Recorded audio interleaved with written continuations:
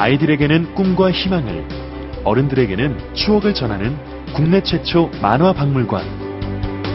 한국만화영상진흥원은 만화박물관의 다양한 전시와 체험 행사, 생생한 입체 상영관으로 즐거운 만화 세상을 열고 있습니다.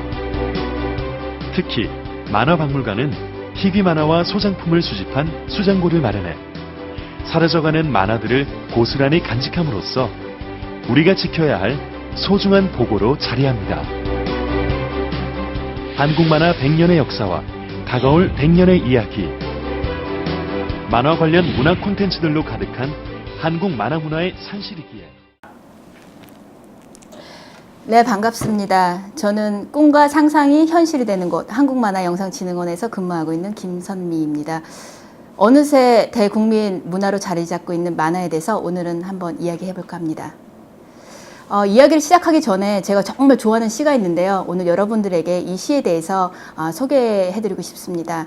이 시는 제가 1999년 처음 입사해서부터 일에 대해서 이렇게 좀 힘들거나 어떤 시행착오가 있을 때마다 초심이 굉장히 흔들렸었는데요. 그때마다 이 시를 읽으면서 마음을 또 다잡았던 시입니다.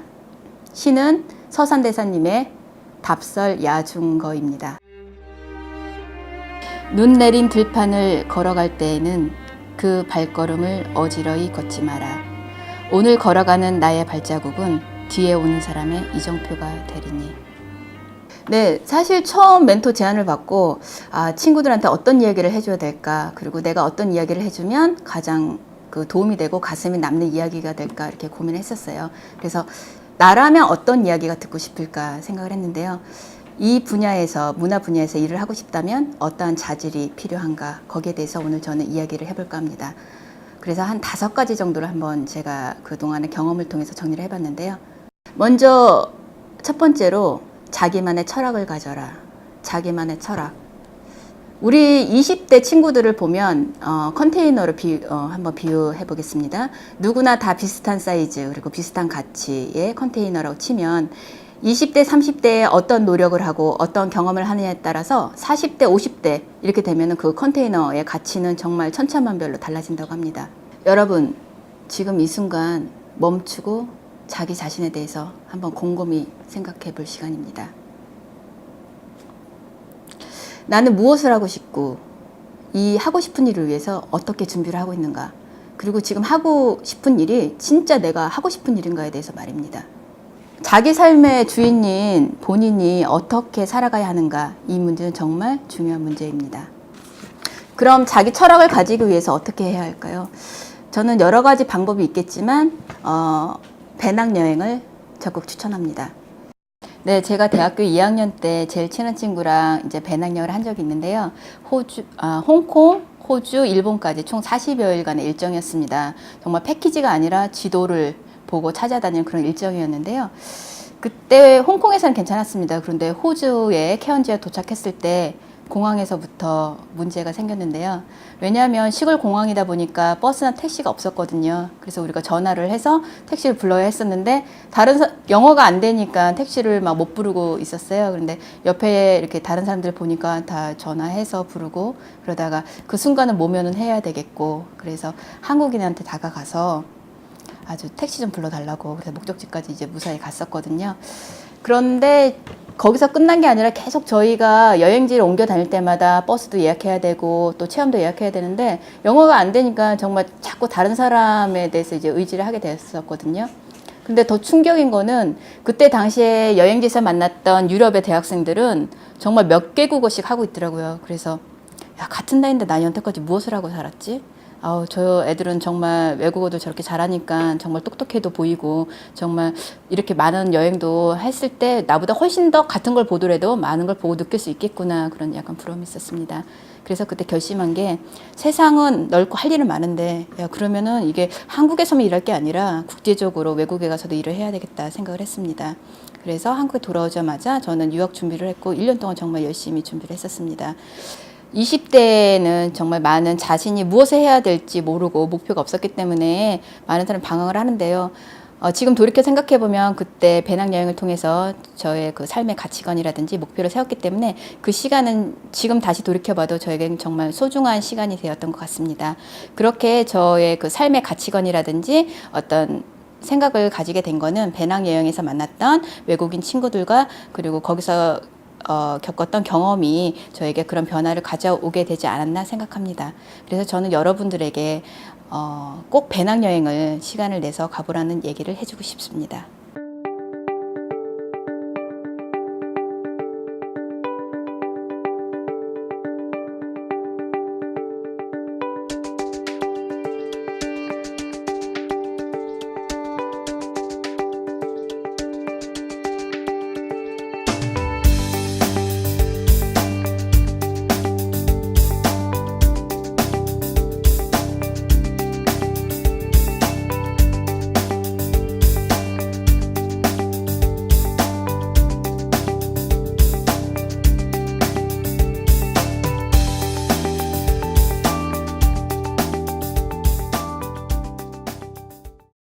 네, 지금 보신 영상은 제가 처음으로 그 전시 기획을 해서 외부에 공모를 해서 지원금을 받은 만화 100주년 전시입니다. 제가 두 번째로 여러분들에게 말씀드리고 싶은 거는 트렌드를 읽는 안목을 키우자인데요.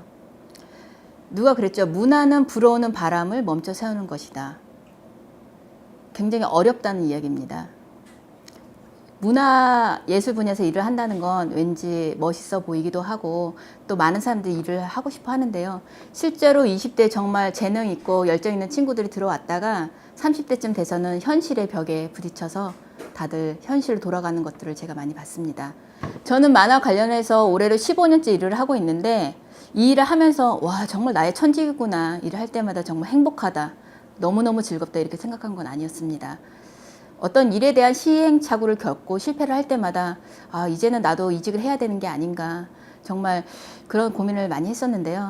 그래서 실제로 다른 회사에 지원도 해봤고요. 그리고 면접까지 통과를 했습니다. 그 회사는 외국계 항공사였고 그때 당시 제가 받는 월급의 연봉의 자그마치 2배였고요. 여건도 굉장히 좋았습니다. 그런데 결정적으로 생각이 들더라고요. 내가 여기 첫 직장이고 그래도 나의 20대, 30대를 대부분 보낸 이곳인데 이렇게 떠나가려고 생각을 하니까 마음이 굉장히 불안해지기 시작했습니다. 그래서 저는 결정적인 순간에 그래도 만화가 더 나랑 맞는 것 같고 더 재밌고 의미 있는 일이다 생각해서 과감히 포기하고 이제 만화에 남게 되었습니다. 그러나 10년이 지나고 13년 차부터는 일에 대한 어떤 두려움보다 즐거움이 더 커지기 시작했습니다.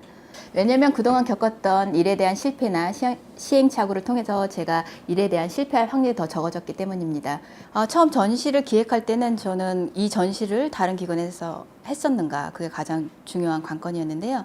어느 정도 시간이 지나면서부터는 그 전시를 할 때 전시를 보는 사람들은 전문가가 아니고 일반인들이기 때문에 그 사람들이 만족을 해야 된다는 데 초점을 뒀습니다. 그래서 사회 전반에 대해서 분석을 하기 시작했는데요. 정치, 경제, 문화, 사회, 패션까지도 분석하게 되었습니다.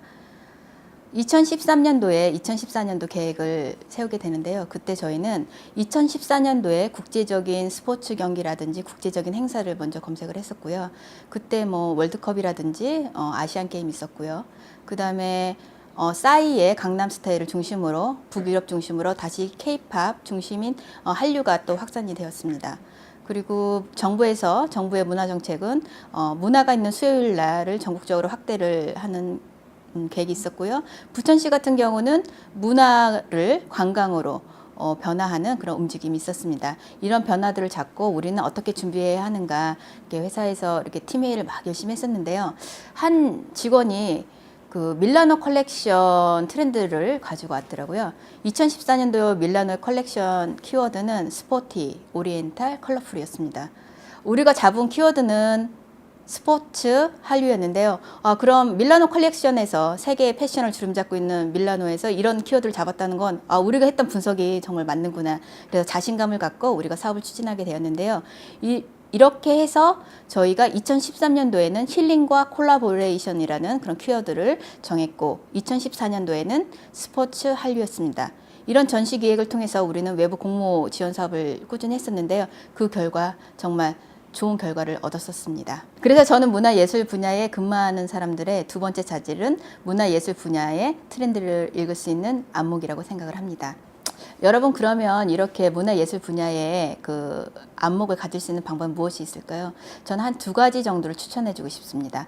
하나는 직접 본인이 관련된 분야가 아닌, 저 같은 경우는 만화죠. 만화가 아닌 뭐 클래식도 좋고 뮤지컬도 좋고 문화예술 전반에 대한 것들을 한번 주기적으로 경험을 해봐라. 그래야 문화예술의 흐름을 알 수 있고 저희가 현장에 가봐야 느낄 수 있습니다. 그리고 두 번째로는 꾸준히 관련된 박물관, 미술관, 그리고 행사를 현장에 직접 가봐라. 왜냐하면 현장에 가서 관람객들이나 이용자를 보면요, 그 사람들이 어떤 부분에 열광하고 어떤 부분에 불만을 야기하는지 정말 피부로 느낄 수 있습니다. 네, 이렇게 현장에 가서 생생한 경험을 하게 되면 이런 것들이 다 쌓여서 단순히 노는 게 아니라 자신의 자산으로 쌓이게 됩니다. 실제로 저는 이렇게 어떤 경험들을 통해서 사업을 기획할 때 이런 것들이 정말 많은 아이디어와 기획에 도움이 되었습니다. 그래서 저는 여러분들께 두 번째로 안목을 키우기 위해서는 직접 현장을 발로 뛰고 본인이 느껴보라고 이야기를 해주고 싶습니다. 네, 세 번째는 제안서를 써서 직접 협찬을 받아봐라 입니다. 지금은 부천이 만화도시를 표방하고 있고 적극적인 정책적으로 지원이 되고 있는데요. 그러나 2007년도만 해도 그 부천의 협찬들은 대부분 부천국제영화제에만 쏠렸었고요. 부천국제만화축제에는 협찬이 들어오지 않았습니다. 그때 당시에 대학원에서 문화 마케팅이라는 수업을 듣고 정말 우리한테 필요하겠구나 생각을 했습니다. 그래서 조직 내에 홍보 마케팅 팀을 신설을 제안했었고 그것들이 받아들여져서 마케팅의 경험이 있는 친구와 그리고 홍보에 경력 있는 친구, 그리고 저와 셋이 홍보 마케팅 팀이 꾸려졌습니다.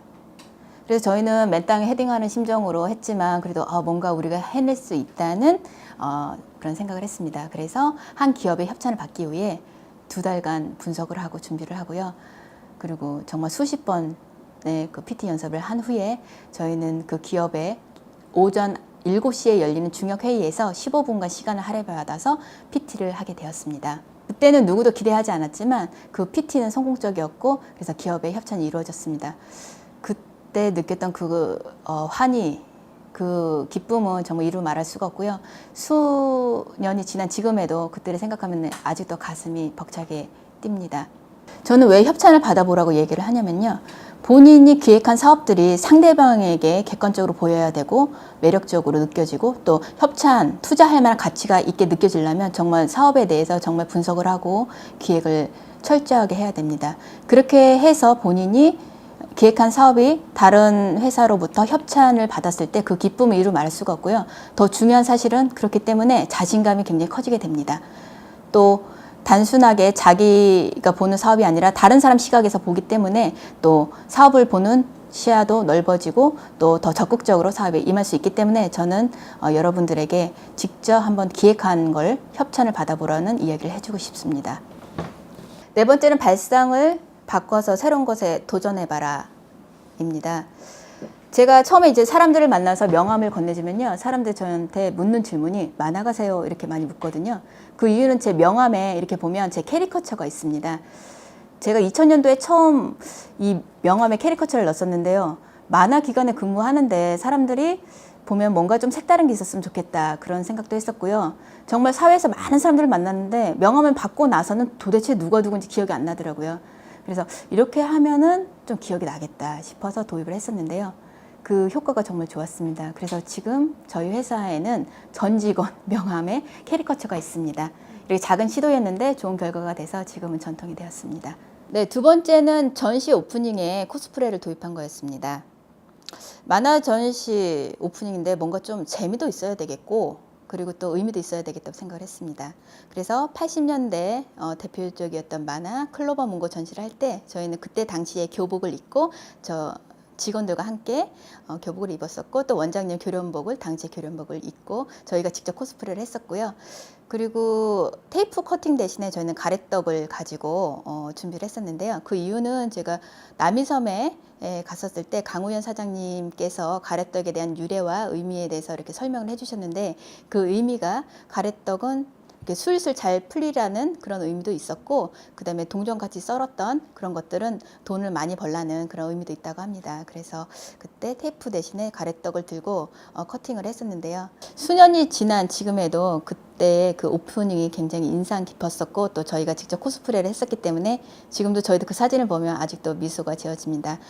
네, 5번째는 어쩌면 가장 중요하기 때문에 제가 맨 마지막에 놨는데요. 인간관계를 소중히 해라.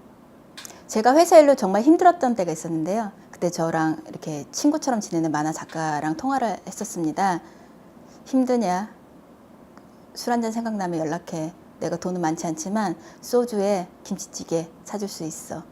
그때 저는 그 말을 듣고 정말 가슴이 뭉클하고 정말 눈물이 날 뻔했습니다.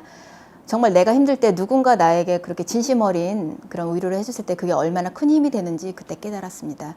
그래서 저는 지금 누군가 굉장히 힘들다면, 힘든 걸 보면 저도 그런 말을 가끔 합니다. 학교든 사회든 직장에서 우리는 정말 많은 사람을 만나는데요. 그중 몇 명이나 정말 내가 필요하다고 생각할 때, 힘이 들 때 하던 일을 멈추고 와서 손을 잡아줄 수 있을까요? 문화 콘텐츠 예술 분야에서 가장 중요한 건 사람이라고 합니다. 그래서 우리는 사람들이 그 사회적 성공을 이야기할 때 인맥 이야기를 많이 하는 것 같습니다. 인맥이라는 것이 자기가 만들고 싶다고 해서 억지로 만들어지는 건 아니라고 생각합니다.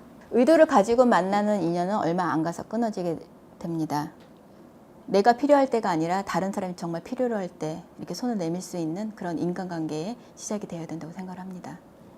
그러면 저절로 인생에서 사람을 통해 좋은 기회를 만나실 수 있게 됩니다.